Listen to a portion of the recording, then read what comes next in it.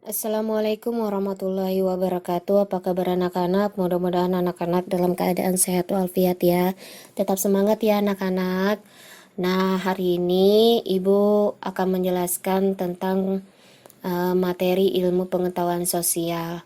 Di dalam kegiatan pembelajaran satu ini, kita nanti akan membahas tentang manusia, tempat, dan lingkungan. A. Pengertian ruang dan interaksi antar ruang. Apa sih ruang? Ruang adalah tempat di permukaan bumi, baik secara keseluruhan maupun hanya sebagian yang digunakan oleh makhluk hidup untuk tinggal. Ruang tidak hanya sebatas udara yang bersentuh dengan permukaan bumi, tetapi juga lapisan atmosfer terbawah yang mempengaruhi permukaan bumi. Ruang juga mencakup perairan yang ada di permukaan bumi, laut, sungai, dan danau. Dan di bawah permukaan bumi ini terdapat air, tanah, sampai kedalaman tertentu. Ruang juga mencakup lapisan tanah dan batuan, sampai lapisan tertentu yang menjadi sumber daya bagi kehidupan manusia. Nah, di sini juga ada beberapa kondisi saling bergantung yang diperlukan untuk terjadinya interaksi keruangan, yaitu saling melengkapi, kesempatan antara, dan keadaan dapat diserahkan atau dipindahkan. Letak dan luas Indonesia. Satu, pemahaman lokasi melalui peta. Apa sih yang kalian tahu tentang peta? Nah, di sini kita akan menjelaskan peta adalah gambaran permukaan bumi pada suatu bidang datar dan diperkecil dengan menggunakan skala. Pada peta terdapat sejumlah informasi yang menyertainya. Kalian harus mampu membacanya peta ya, agar dapat memperoleh berbagai informasi yang dibutuhkan. Nah, sebuah peta terdiri atas beberapa komponen penyusun.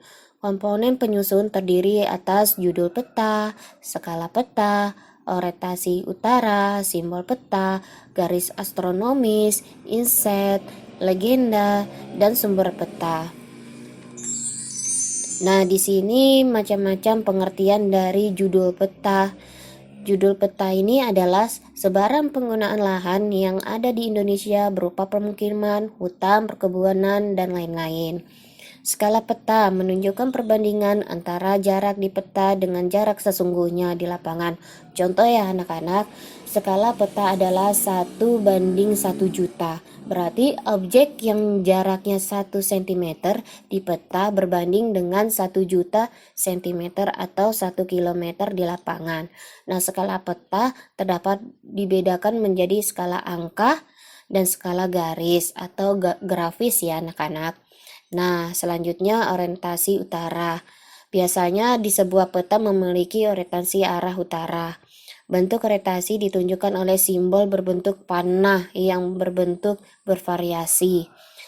Penempatannya pada kolom legenda atau pada bagian kosong di muka peta. Simbol peta. Simbol peta adalah tanda khusus pada peta yang memiliki objek yang dipetakan. Tujuannya simbol peta adalah untuk memudahkan penggunaan peta dalam membaca dan memahami isi peta. Berdasarkan bentuknya, simbol peta dapat dibedakan menjadi simbol titik. Pada peta terdapat beberapa bentuknya. Simbol titik dapat berupa lingkaran, bujur lingkaran, segitiga, dan lainnya. Lambang ibu kota biasanya diberi simbol bujur sangkar, gunung api berbentuk segitiga, ibu kota kabupaten berbentuk lingkaran. Simbol garis. Simbol garis dapat digambarkan dalam beragam bentuk dan ukuran ketebalan. Ketebalan garis dapat diatur sesuai dengan kaidah pemetaan. Simbolnya jalan biasa berupa garis kontinu tanpa putus-putus dengan ketebalan sesuai dengan kejelasan jalannya. Simbol warna. Simbol warna digunakan pada peta dengan aturan tertentu. Tidak sembarangan warna yang dapat digunakan untuk objek-objek tertentu karena ada aturan pemetaan.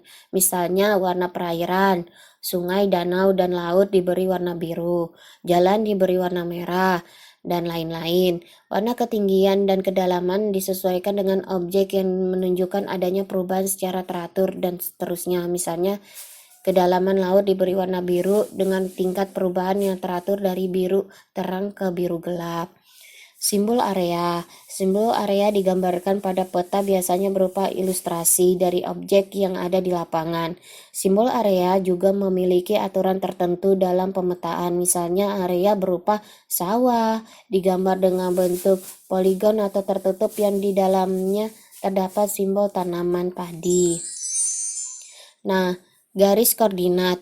Garis koordinat adalah garis hayal yang pada peta berupa koordinat peta dalam bentuk garis lintang dan garis bujur. Garis koordinat sangat penting pada peta karena akan menunjukkan lokasi pada peta dibandingkan lokasi di permukaan bumi, serta menggambarkan karakteristik suatu lokasi atau wilayah dipetakan. Sebagai contoh, suatu lokasi yang terletak pada lintang tropis memiliki karakteristik iklim tropis. Inset. Inset merupakan peta kecil yang ada pada suatu peta untuk menunjukkan lokasi daerah yang dipetakan di antara lokasi lain yang lebih luas.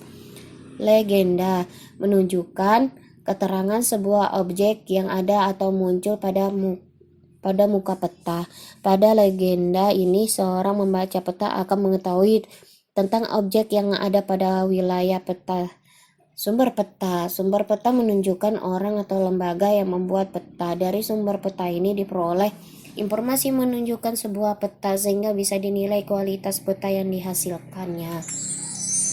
Nah, baiklah anak-anak. Di sini Ibu akan memberi 3 saja tugas anak-anak. Nah, diperhatikan baik-baik tugasnya, dikerjakan. Setelah selesai dikerjakan, tolong secepatnya dikumpulkan lewat WA-nya Ibu ya. Nah, selamat mengerjakan anak-anak. Semoga anak-anak tetap semangat untuk mengerjakan tugas dan pembelajaran. Ibu akhiri. Wassalamualaikum warahmatullahi wabarakatuh.